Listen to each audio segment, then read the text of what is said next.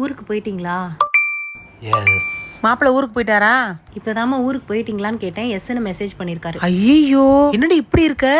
புருஷன் ஒரு வாரத்துல மெசேஜ் பண்ணா பொண்டாட்டி மேல பாசலன்னு அர்த்தம்டி. இப்ப என்னம்மா பண்றது?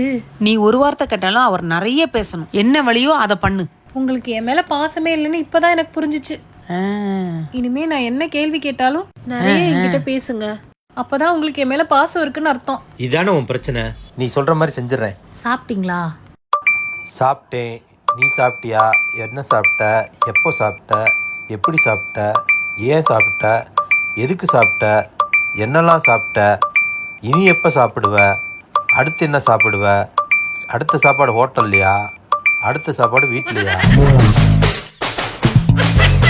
உன் பேச்ச போய் கேட்டேன் பாரு. என்ன சொல்லணும்? நீங்க எப்பவும் போல ஒரே வார்த்தையிலே பதில் சொல்லுங்க.